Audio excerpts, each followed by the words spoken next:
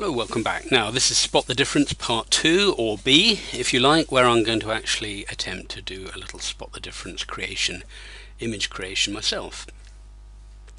Alright, so the first thing I'm going to do is go over to my favourite site, Fotolia, for stock images. This is a site where you actually have to pay, but very minimal amount. Usually £1 or £2 usually at the most for a picture. And I've got these light boxes, which I've got various light boxes where I've stored images that I like for various different subject headings, and this particular one is I've created children's Kindle ebooks. So it's a general topic for just Kindle ebooks in general, which I'm using partly for the creation of this course. And when I was putting images into this lightbox, all you're doing is saving them for free to a lightbox, I was thinking that I might use one of these for a spot the image. If you look at this, that would be fine for the black and white Kindle, but not terribly good for the color. Wouldn't be terribly exciting. So I would still say it should be a linear drawing. It should be an illustration rather than a photo. I mean, this would be hard to do, although that's still an illustration. But a straight photograph, avoid. The more linear, the better. The easier for you to do yourself. But I'd make it color, so you are appealing to the color Kindle audience or the color iPad audience, basically the color e-reader. And once you find an image that you like, let's look at this. Now, I did think, okay, pirates, that's, every kid's street of a certain age, maybe more boys and girls, I don't know. Don't see why. I thought that would be fine, and you tend to see the name of the original artist who created this. And if you find one you like, you can usually find other similar ones just by saying it down here. It'll say more images from the same series.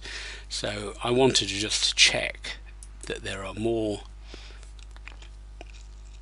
pirate type images before I go ahead. If I was going to come up with maybe 18-20 images that I wanted to do a spot the image, and as I start looking through here, I can see that there are indeed sufficient images for me to have a go at. And this has got about, for me, the right mix of quality of image, the fact that it's an illustration, and that it's still fairly linear. So I'm going to have a bash at one of these images. Now, I may not be I'm not a Photoshop expert, or even an artist as such, and it may be that I decide, no, what I'm going to do is take this image and hand it over to someone at Fiverr and say, what would you charge to do this? I would have thought it would be $5 for each one, if especially if you're giving them the image. But let me just take one at random. Let's take this one. Okay, so I'm going to actually buy this. I'm going to start with a 1 credit.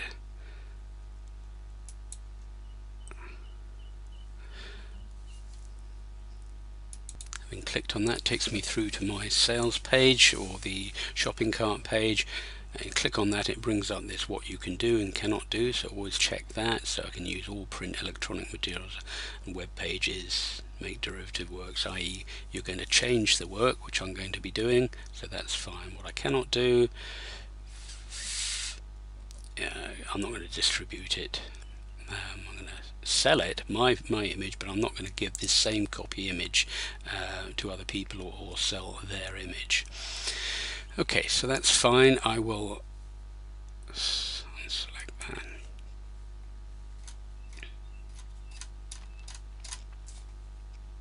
Okay, I just click here for terms and conditions, click on download, and get and save that to my PC. What you get is select download method. I'm going to do a direct download.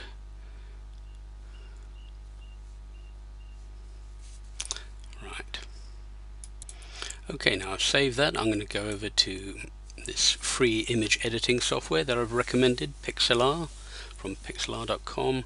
Go into Pixlr Editor.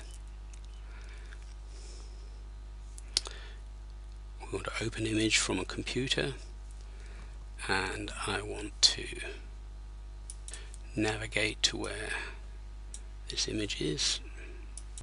Found it there, double click on that, and that should open up the image here. Right. Now there's a possibility, this is the £1 image that I bought, there's a possibility it might not be big enough. Let's see.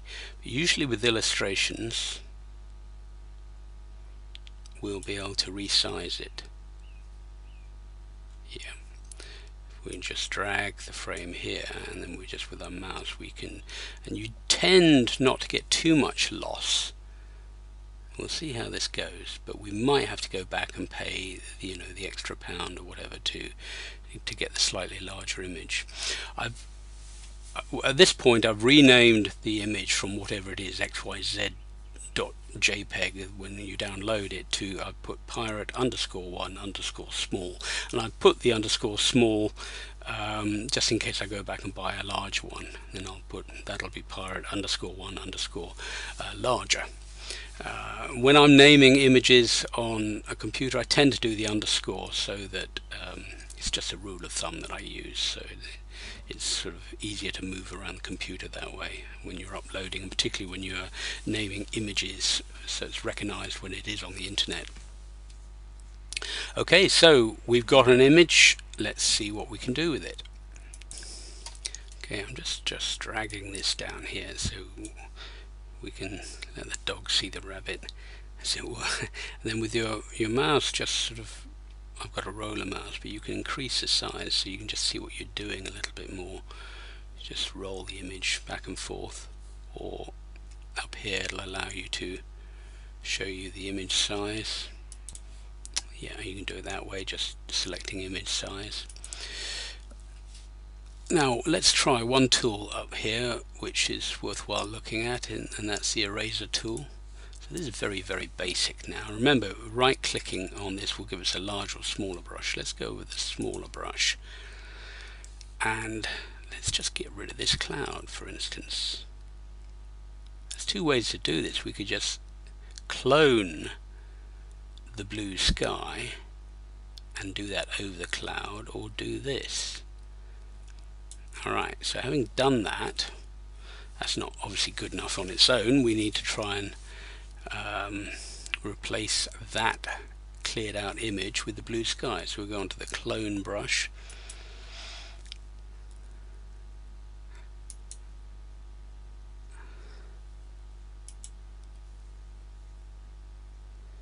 alright, you've got to do control click to define the source point. Okay, so in other words, there's two functions for this. You've got to define the source point, i.e. the color that you're taking it from, and then you click on where you're taking it to. So using your keypad, control click with the mouse, so it's now copied that, and then just click. So you can just use it as a paintbrush. Now you can see there's a little bit taken from the side of the sun here, so we can just do control click again here,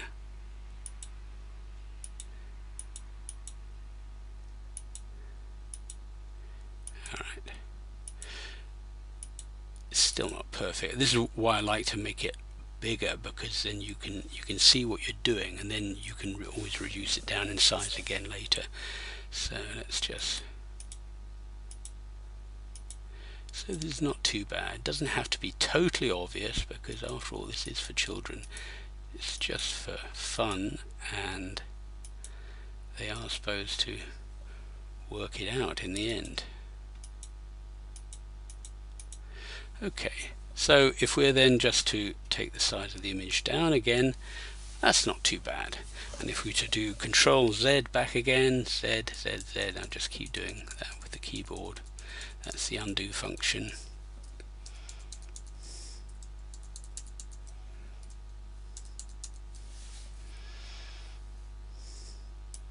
Yeah, that'll undo the changes. If you ever want to go back to Scratch, so it's always useful to save as you go along if you like the work that you're doing, and always useful then to save as another image, i.e.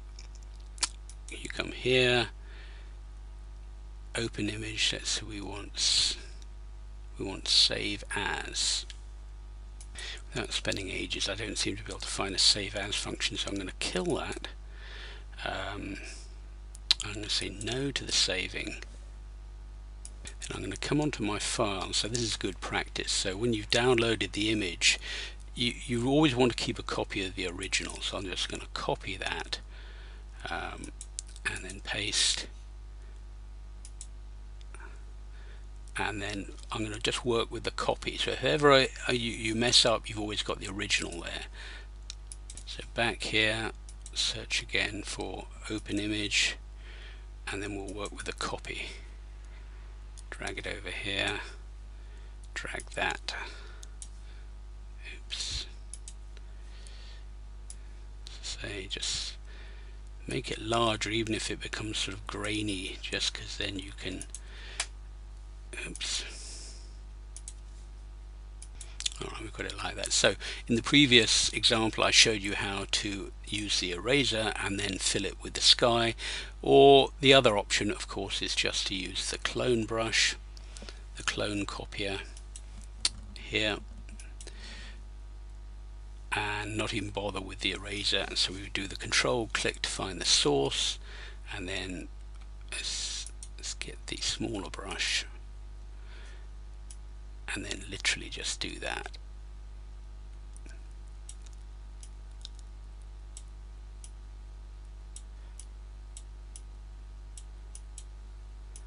And that's not half bad. And then if you take it down again, the picture size down again, you really, spot the difference. Okay. And I would say that rather than changing color, remember what I said earlier about not wanting just to sort of mess with the color, people won't be able to see the difference in black and white. You want to take out objects or put objects in, and I think that's the example we need to follow. So another one we can use, let's make it larger again. What about do a control click here, take out one of the eyes.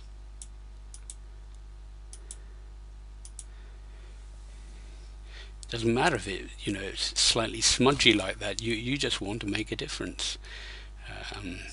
So that's a workable solution for a difference number 2. Make a note.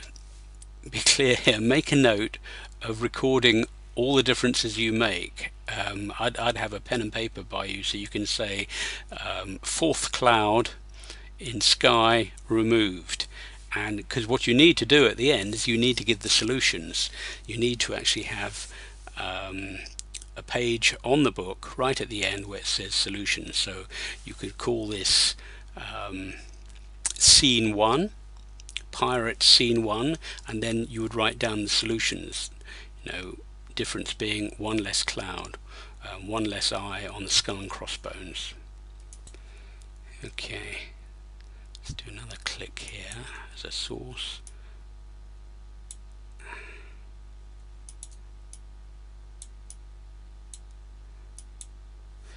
I'm just going to use Control Z to go back a bit because I'm less pleased with that.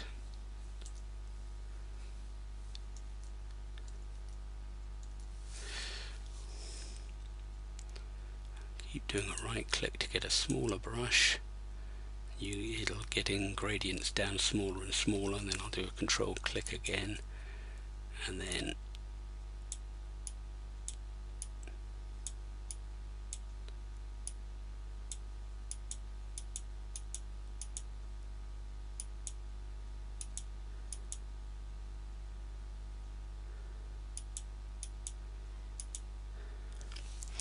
okay, so that would be number 2, the right hand eye of the skull and crossbones gone. What would be another good one? I think down here is get rid of this pebble. So we want to control click to get the source of the sand, and then just almost paint over it just by clicking.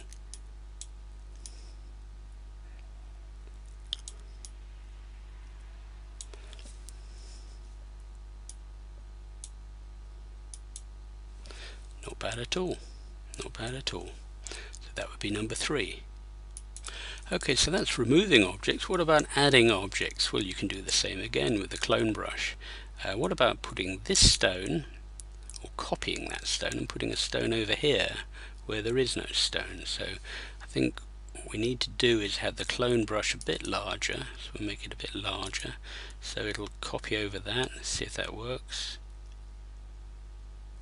And then we're using this as the source to copy, so it's control click, and then we just literally put the cursor over here and do one click, and you've got your stone over there. And when it's all made smaller, that's not bad. You know this, you need to play around with this and have a bit of fun while doing it. Maybe we want to have another bird move from there over here. Let's see if we can do that.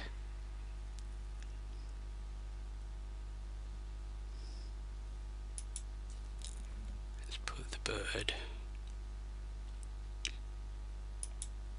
there. That works fairly well.